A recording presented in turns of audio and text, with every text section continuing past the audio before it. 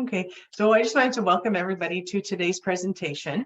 Just a couple of housekeeping things as we get started. If you could just put yourselves on mute while the presentation is going on, and then feel free, you can unmute yourself to ask any questions that you might have, or if you feel more comfortable and want to use the text chat, you can do that as well. And I could watch the text chat and relay any questions that are out there. So welcome again to today's presentation on internet safety. I would like to introduce our guest speaker and also thank them for coming today, because this is we haven't had this topic in a long time, and I think as we were talking before the presentation that it's much needed for sure. So I welcome Abidel Bassie-Crips, who is from Tech Assist, who works with everything tech related for computers and has been doing so since the 1980s, but has made it a full-time position since 2015. So welcome, and thanks for being here.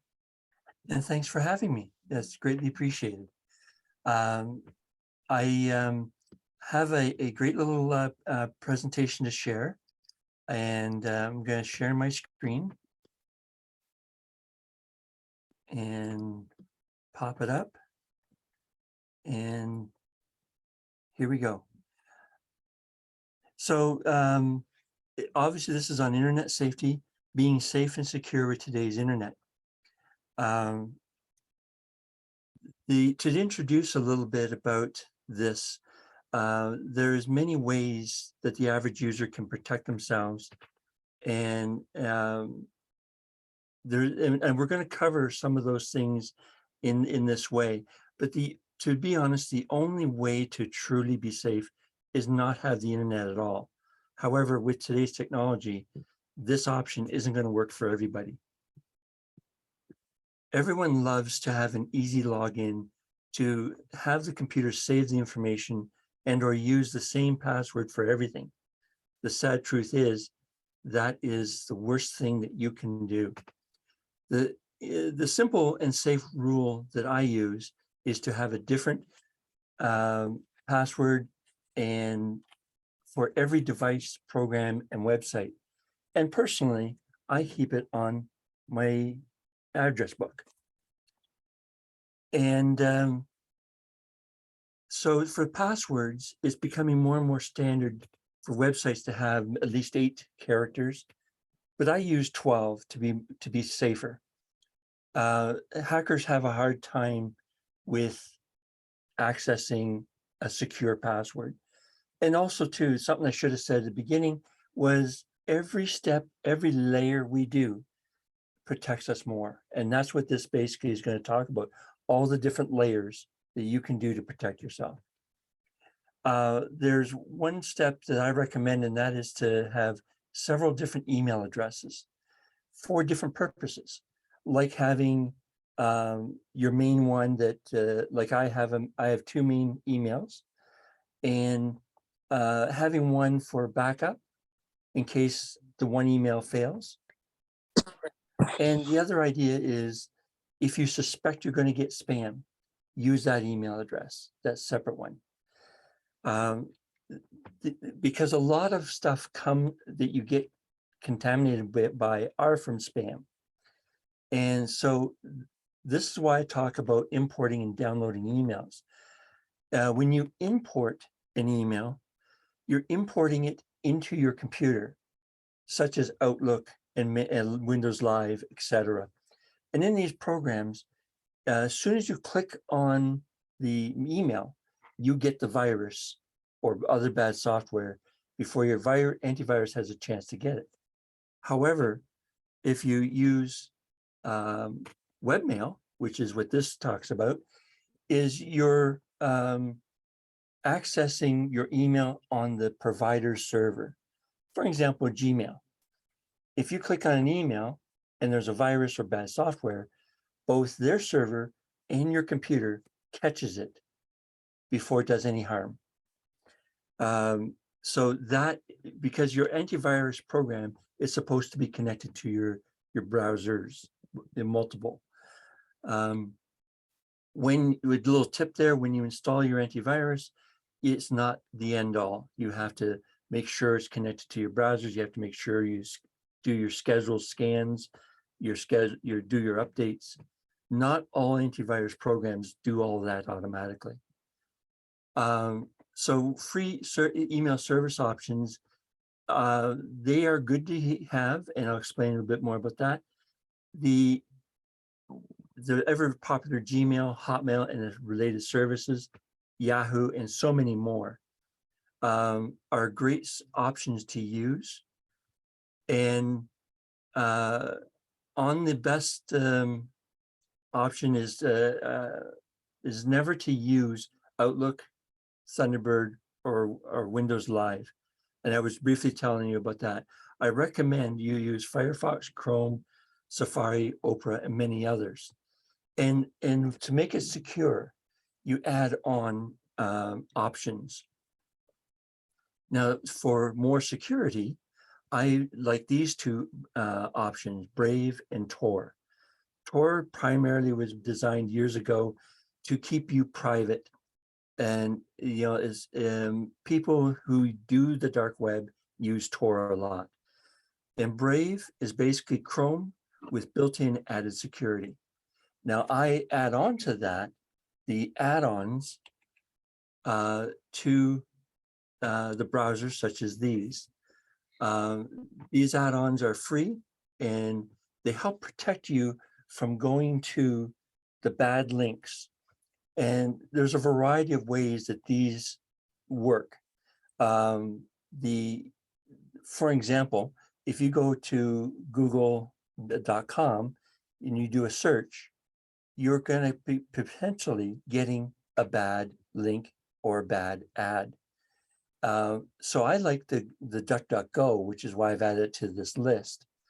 And you can add it to your add-ons, or you can use it with the search engine options. It doesn't really matter. But the bottom line is these options stop a variety of ads and bad links. And when one fails, then you can go to another one. You know, and it does it automatically for you, which is very nice. Antiviruses are a necessity, and like I was briefly saying earlier, you have to make sure that they have the updates coming in. If they don't automatically, you have to do it at least once a month, preferably more often.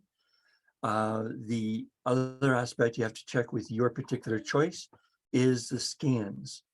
Like, for example, Avira has 2 separate kinds of scans. And all of the free ones are adequate because of all the different things that I do during maintenance, such as CCleaner. It's not added in here, that's just a little extra bonus. When you have programs of this nature, you don't need a pay-for version. You get extra.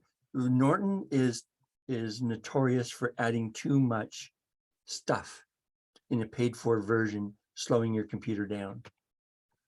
Malware is simply put, is spyware, and virtually all toolbars are malware, spyware, and so I always recommend not having a toolbar, doing your darndest to delete them, and making sure that they are clear of accessing your computer. Because in that spyware, they can also end up giving you an ad that connects you to something bad, because they realize, oh, you're clicking on such and such. They're going to give you an ad which is such and such, and it's going to have a bad virus attached to it. So that's one of the reasons why I don't like the toolbars. Routers versus router and modem security. The majority, if not all, modems come with the ability of being a router today. There are some exceptions, but in all cases, modems are a hackable device. The providers always say that the default is secure.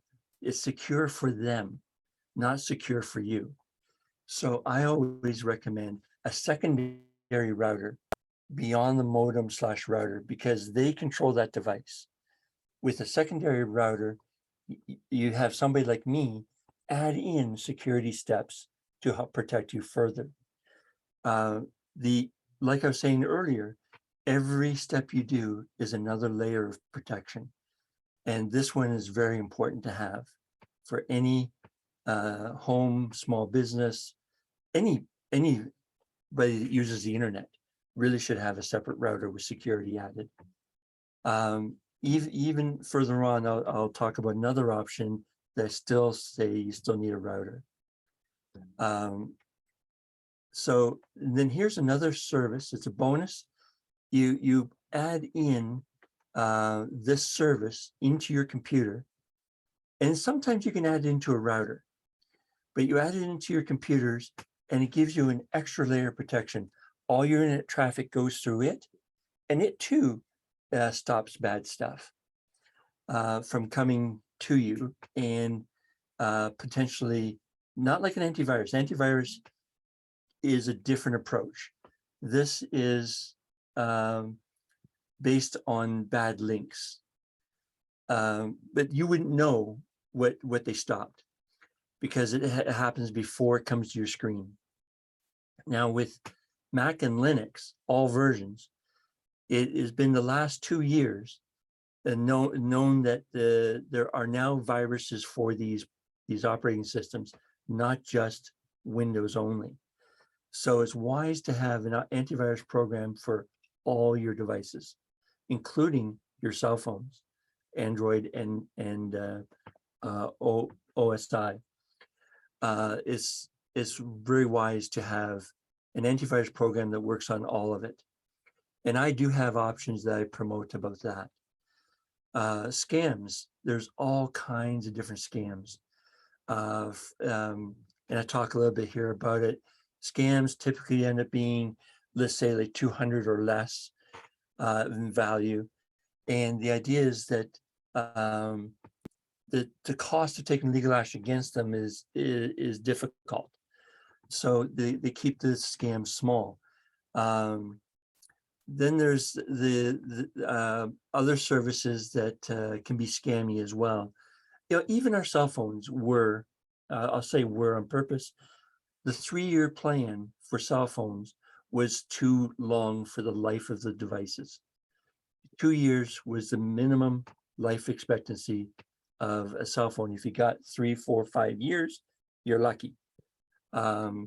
So now that it's a 2-year plan, it's not that bad, but it is bad in that you're spending thousands of dollars a year on something that is really only worth a few $100s. SEO is another scam. Like if any of you have a business and somebody from another country approaches you about offering an SEO service, an SEO service has to connect to your social medias, to your web hosting, to other services that they're going to promote. And the problem with that, and Google Analytics as well, as I say there, and once they've got access, you're taking a risk of them destroying your stuff and holding you ransom in a different kind of way to make everything good. So I don't trust out-of-country SEOs. North American SEO services are okay, but the bottom line is I can teach SEO, so people don't need a service. Microsoft calling you first. Microsoft and others like Adobe, you name it, they do not call you first. If all of them, if you want to talk to them, you have to contact them by email first, most likely, especially with Microsoft. You email them first to contact you, and therefore there's a number, tracking number that to make sure that there's no scam going on. Online purchase scams. eBay, Amazon are fine, but you get onto others like I can't think of them off the top of my tongue, but there are others that are not as reputable, and so you have to be very careful because, like eBay and Amazon, if they come across a bad store on their system, they'll deal with it. But Craigslist, that's the what I was trying to come up with. Craigslist doesn't control the bad sellers. So that's why I never go to Craigslist. If they've improved since, great. But I try to do my darndest to stay away from any site that does not have HTTPS at the beginning of the address. Because if they don't have the S, they are not secure. So phishing is a type of scam where you get a phone call, like let's say a survey as one example, and they get you to say yes. They show you a fake website and you think it's legit, and it might be, it probably doesn't have HTTPS, :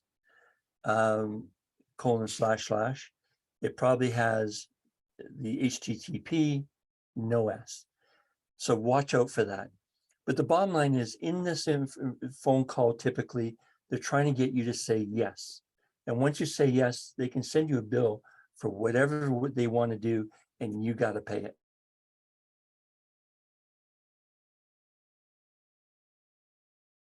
Here's a bonus for cell phones, because they do access your internet. So the idea is you call your provider and ask for tech support or customer service. They might, it depends on your provider. They will ask you, you ask them for port protection or transfer block.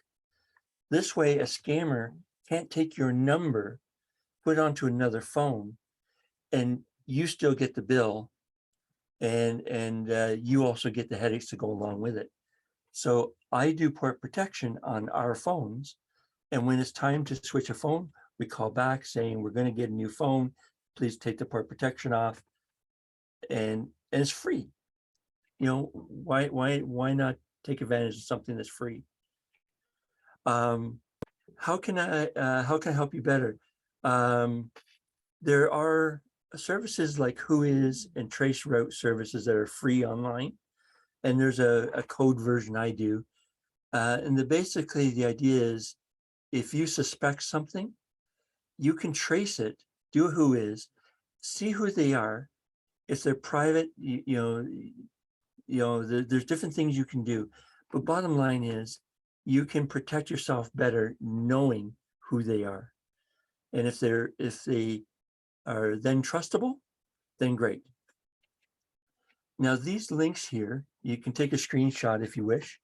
Use your camera, take a picture, whatever the case may be. This basically verifies that all this information I've said is correct. Sierra Security with the Canadian Shield is that one edition I talked about.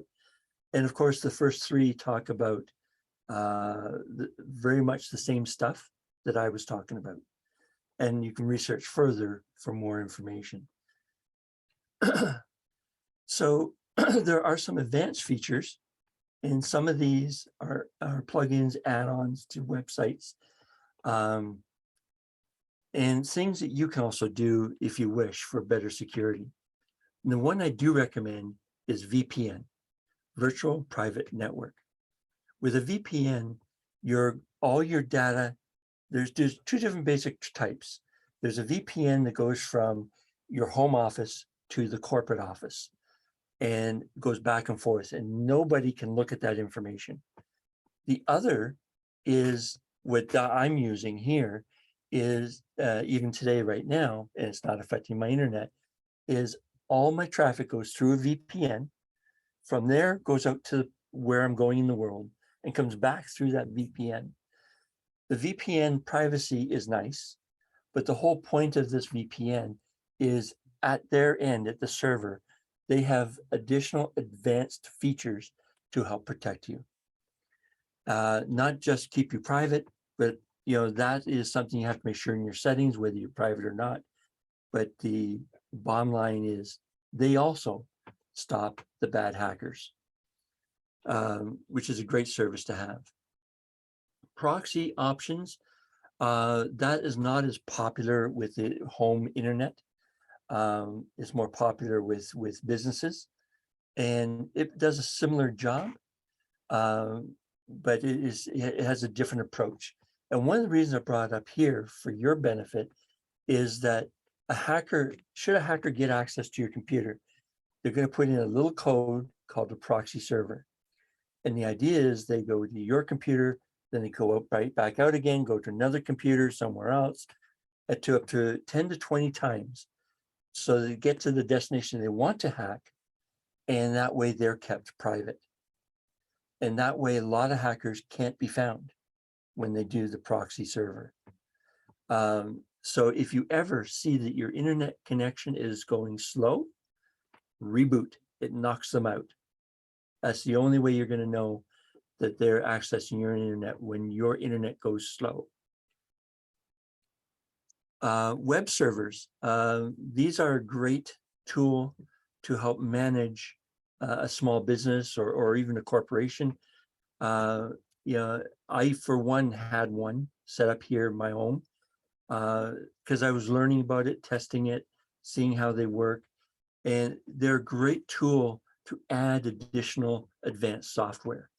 For home use, for the cost, if you do all the other steps, all the other layers that I talked about, you don't need this option for a home situation. A firewall or IP tables. IP tables is a firewall, but more complex and goes into a web server. Firewall is a simpler version that you find in your computer, and is also found in the router as well.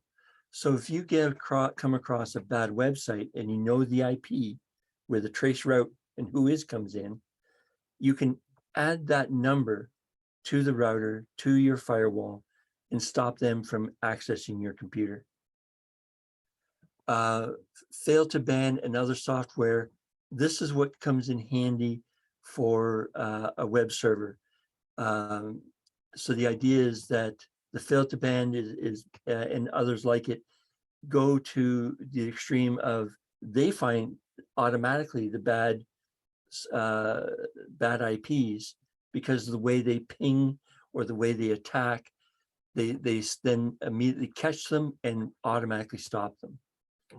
And then we've got the virtual hosting decoy, which also is in the server. And it's basically your website, but if they destroy it, who cares? Because your real website is somewhere else. If they destroy it, then you know that you can then track them back as best you can to block those IPs and reestablish it as another decoy. So in conclusion, as you've seen and heard, there are many options that are of no to little cost, no to little time. And as things get more advanced, they tend to get more and more expensive, like a web server, for example. In all any steps that you take to improve your security and safety on the internet is worth the effort and expense of loss of everything from pictures, documents, software, even computer failures. So there's again my contact info, and my website is tech-assist.ca. And I look forward to now answering any questions that anybody might have. I do. I always do. Okay, I'm up for it. This is amazing information, Abby. I'm so glad that we were able to get you to present today, because these are things that we don't normally think of, right? We just go online and we do our things and thinking that everything is there and doing what it's supposed to be doing. So my question for you is, do you have like any easy to follow how to set some of these things up on your own, or are these very specific tasks and skill sets that we should just look into hiring you to do them for us? Okay, so there's a combination answer there. Like, for example, add-ons, I showed 6 different options on the screen. So people can look them up and find them, or they can at least have a little consult with me and I can tell them which ones they are and they can add it. Right. But there are things that are wise for me to do, such as the router security. That you need somebody techie and knows what they're doing so they don't damage the router, and give you and maintain the speed you're supposed to have Right. from your internet.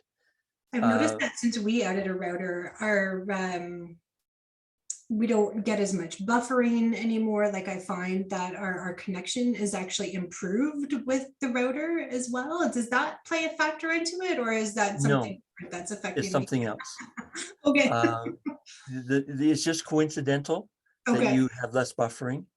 The router actually has no interaction with the speed, better or worse. So it's just Whether it's set up functionality. basic or if it's set up with safety. Right. There is no effect to the internet from it. Okay. So that would be coming from the modem and the provider. Okay. A question with regards to securing your social platforms, like your Facebook profile from getting hacked, your Instagram profile from getting hacked. Are there some things that you can suggest that we do to prevent these things from happening? Because it seems like it happens a lot. I thank you for bringing that up. I forgot to add it to my presentation. I learned a short time ago after I created that presentation, which was created a few years ago now. For Facebook, everybody knows that it's wise to change their password from time to time. Right. However, what a lot of people don't know is if they are hacked and the hacker is in the trusted devices or as an additional device, then changing the password is irrelevant. So when you go into the password change, you go down the same page and remove yourself from all devices and from all logins. And further down, you remove yourself from all trusted devices and basically start that process over. Because if they have access to any one of those, the password change was irrelevant. Right. So like what you're saying is if you go into Facebook on your desktop and then you change the password, but if it's not being removed from your tablet or your cell phone, moot point. Correct. Okay. What about the two-step authentication login that Facebook has? Is that helpful? Is it necessary? Yes. Yeah. I don't use it myself, but I do recommend it for others who are less apt to have all the different layers of security. Right. Any two-factor authentication. Thank you. Yeah. Service is very wise. Like I have it on my Yahoo because I had gotten bad stuff through Yahoo in the past. Okay. I tend to get a lot of stuff through Hotmail that is not very good. I get a lot of phishing emails through Hotmail. Yeah. Hotmail does not restrict that option very much. So perhaps then something that might be beneficial for people who have larger audiences on their social platforms, maybe even get into a habit of changing their passwords, even maybe on a monthly basis, to eliminate that opportunity for hackers to come in via their cell phones or mobile devices, right? Oh, definitely. Okay. The fact that some people's profiles get duplicated is not necessarily a hack. They have seen the profile and made a new one of you. And so that's why I did the quotation hack. Right.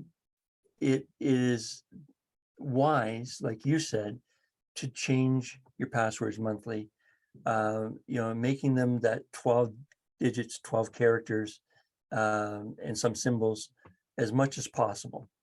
Okay. And that's why this book comes in handy. Mine is the captain's log, but it is a Oh, it's for passwords. yeah, for all my passwords. Smart. You can use any form of writing them down, but this book is half full of all the different websites and services that I do deal with.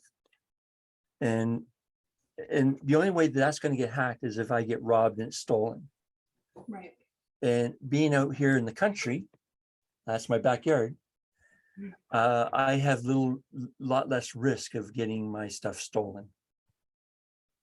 So I'm not so worried about it. And I do have home security as well. Yeah. It's funny because I think most people we're aware that these things happen, but we still feel like, it's not going to happen to me. It's just little old me sharing pictures of me and my mom on Facebook. And the next thing you know, my mom is sending me these random messenger messages and it's not my mom. Correct. That's a hack. It's bizarre, the people that actually, it's not necessarily just businesses either, right? It's happening on personal levels as well. Did they have access then, like say for instance on Facebook, someone hacks into my mom's account and she starts sending me these random messages. What kind of other information do they have access to in those moments? Everything on Facebook. Everything. The photos, they can go ahead and at that point delete everything off the profile. They could even delete the profile itself because they have full Do they have access. access to any saved payment information? Like if you have like a credit card information saved on your Facebook profile for Well, that Facebook is a little bit more careful with that, in that only a little bit of that is visible. Yeah. But they can certainly make a charge on that information. So for example, if you're purchasing ads on Facebook, right, and your credit card is associated with your account, yeah, they won't necessarily see the credit card or the password or the expiration, etc. But because it's connected to the account, there is a possibility they can make a purchase to Facebook for themselves. Okay, interesting. So easy solution, change your passwords regularly. Yes. Do two-step authentication. Yes. Okay, thank you. Yeah. How's the time? Yeah, we've got some time. So if anybody has any questions, feel free. You can unmute yourself and ask any questions. Or like I said, if you want to use a text chat, you could also put a message in there and I could relay the message. I have a question. For sure. So you mentioned to delete the toolbar because you said that was a risk. When you say delete the toolbar, what do you mean by that? Is that like, where am I deleting a toolbar? Okay, so toolbars are installed as an add-on or as actual software. So the best way to go check is go into your control panel to programs and features and remove the toolbar from there and or from the add-on. So the add-ons are in the browser itself. So my toolbar that, like my startup toolbar, what, because I have a toolbar just in Windows, right? Like the startup bar. I'm going to share my screen one more time and show you no, that's okay.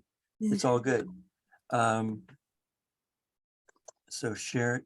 Okay, so I have the tab bar, the URL bar, and I don't use this one very much because I use Brave, but you also get the bookmark bar.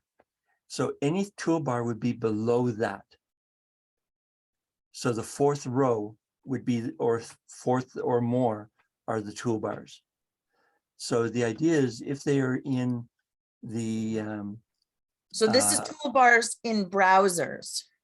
Yes. Okay. Yes.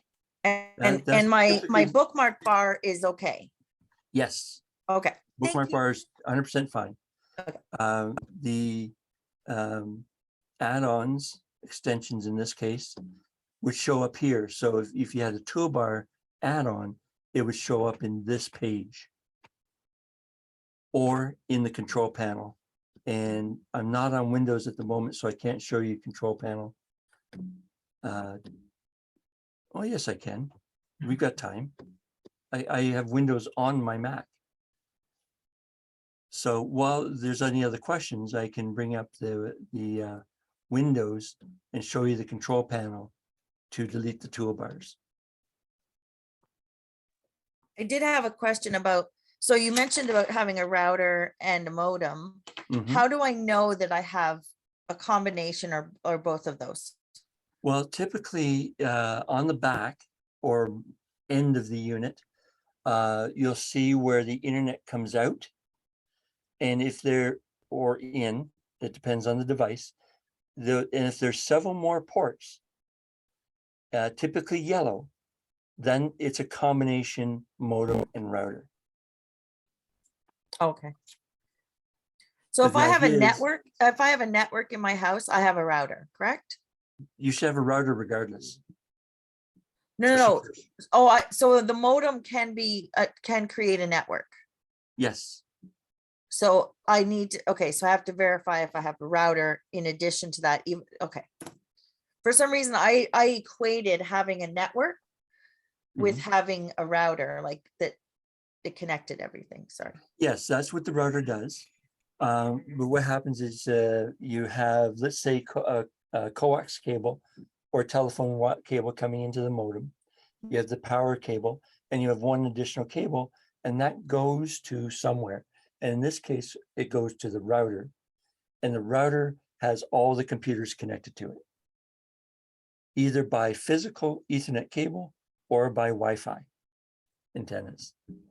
So if I have a Wi-Fi network in my house, I do have a router, I can, Yes, but it's okay, typically so built into the yeah, modem. so we have a network within the house that everything's attached to, so, okay. Yeah. Thank you.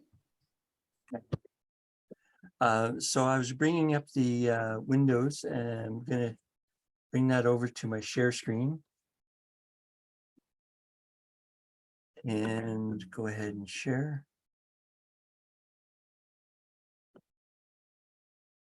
And so what happens is you go to control panel, and you won't find it under C, you find it down in the W's. So it's either an accessory. Nope, it's not an accessory, it's in system, Windows system. I just searched for mine. That's fine too. And then I made a that- shortcut. Yeah, yeah, that works fine. And then you go to programs and features. And if the toolbar is in here, you go ahead and right click and delete it.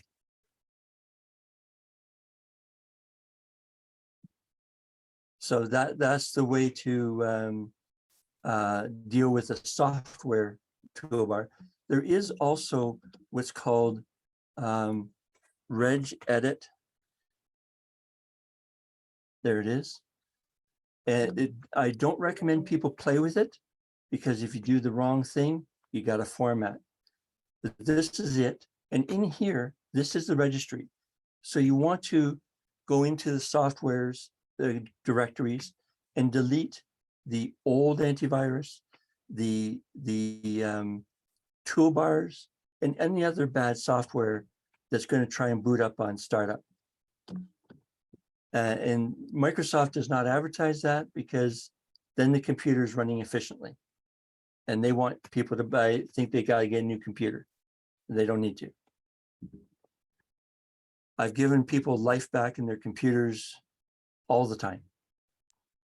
You And mentioned, that starts to talk about maintenance. the CC cleaner. Does it not do that on your behalf? Is there not a program that'll delete all the unused or outdated old stuff? Some of it. Okay. So for example, CCleaner has a two-step process where it cleans all the dead junk. And when you install it, I leave it at the default settings. I don't add any more check marks or take any away, because the default settings is safe and it does an effective job. And then there's a second port to it, which is the registry. The registry there is the registry for after you've booted up. There's a two-part aspect to the registry. There's the startup, and then blends into what's going to be going on the compute coming up on the computer. And so it only deals with the second part of the registry. The registry editor deals with the first part. And that is good to know. Like, there's where you get into a point where then you should have somebody techie that knows about this stuff get involved with your computer to make sure that nothing goes wrong. Because that one program is very delicate. So when you have somebody come into your computer to help you, like you, Abby, if we use like an AnyDesk or something like that. Yes. So who should I allow into my computer to do that? Like how do I know? Because I know that there's a lot of scams right now where Yes. people, especially the elderly, are being scammed. Mhm. Yeah. And so people are being told, oh, just let me help you out, like load AnyDesk, and there's a couple other ones that they have them load, and then Yes. they give them permission, and then they change the settings to allow them to just pop in anytime they choose. Log Me and Rescue is bad for that. Log Me and Rescue is bad? It Okay. is bad for that purpose. Log Me and Rescue, well, AnyDesk also has that option, but if the customer is paying attention to the screen, they can know that was going on and be able to stop the situation. So AnyDesk just arbitrarily doesn't do that. Where Log Me and Rescue, if the guy knows what he's doing, he can switch over to allowing him to have access when he wants to. There's also, and thanks for bringing that up, I just came up with another one that I again need to add to the PowerPoint, and that is the SSH port. It's irrelevant to the home user, and many small offices don't need it. The SSH port needs to be blocked, and I, of course, within seconds can block it.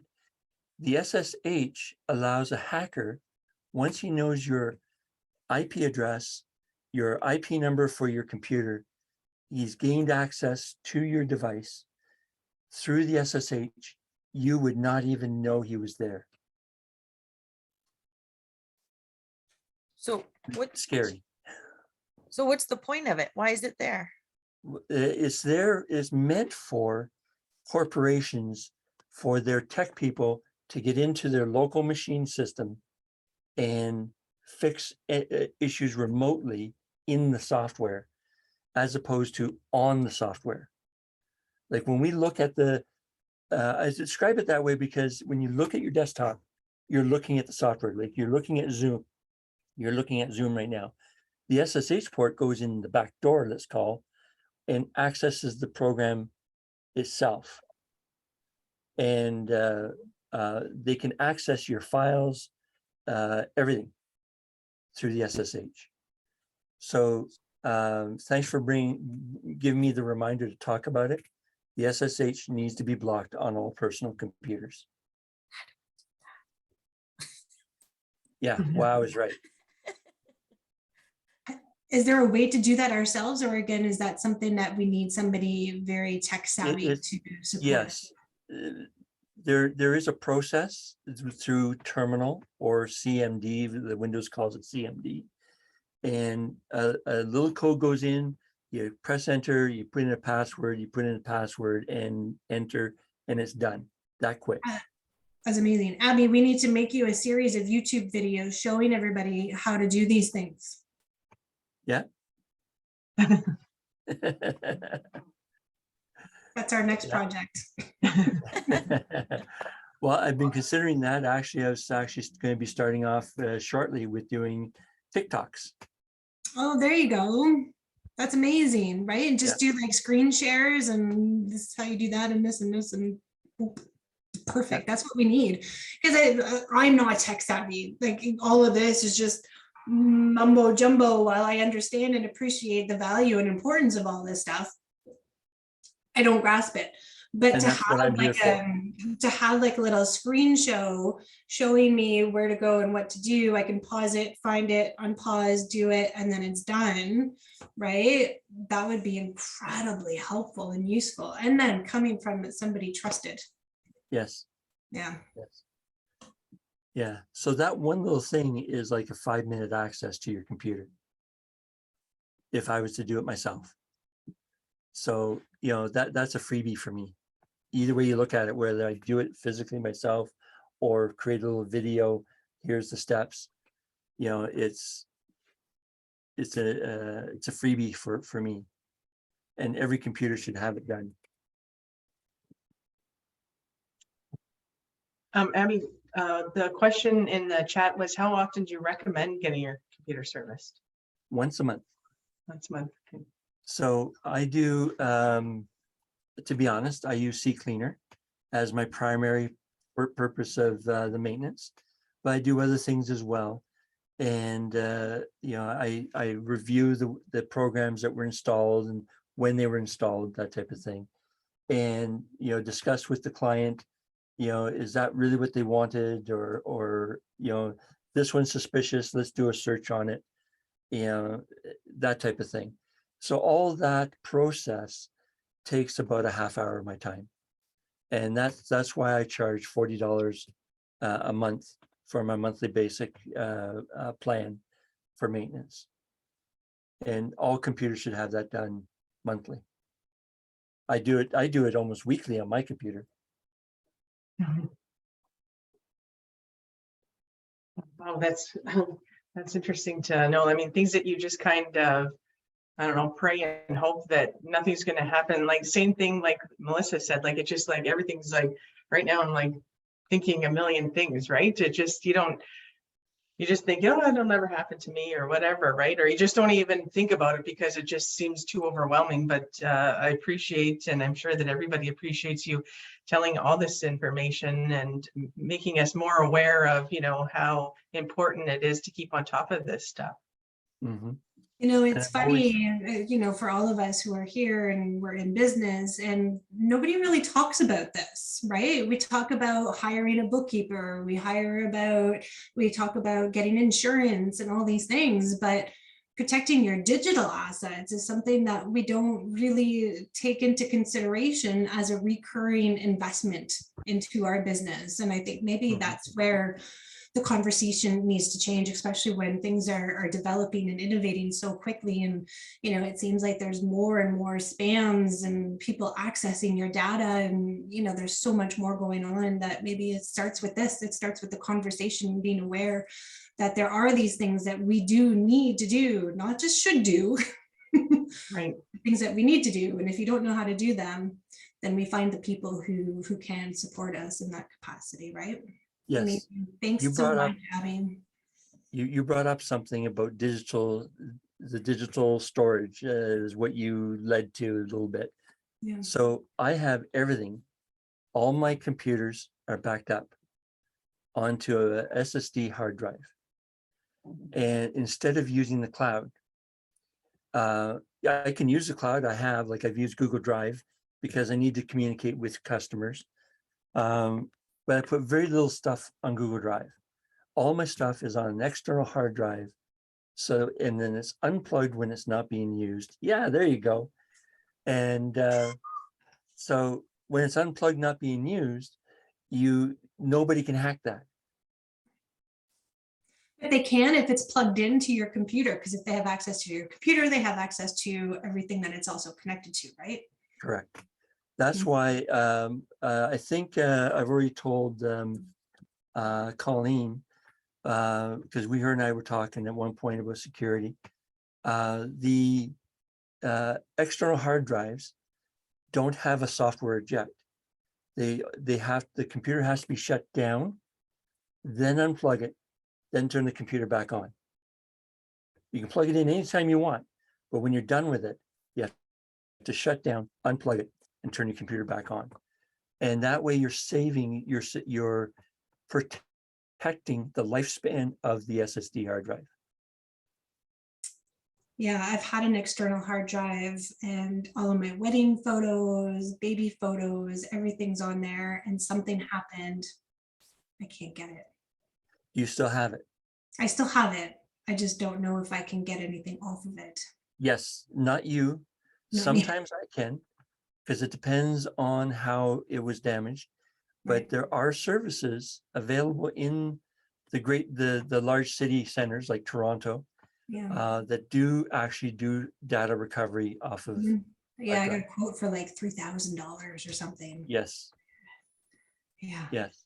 So you're for economics, you need somebody that has Linux, like me, and knows how to use that as a shortcut to possibly saving your files. Interesting. Okay. Good to know. And it could just be because we weren't using it properly, right? And it wasn't being stored properly, like all these little things, right? You don't think about those. Yeah. The biggest thing So is this, how it's that unplugged. also, Go ahead. so that also applies, Abby, the unplugging after you shut down also applies to USB drives, like any external storage, correct? That is a wise thing to do. There Okay. is a software eject for any USB sticks or flash drives, whatever you want to call them. There is a software eject for those, but not for external hard drives. Right.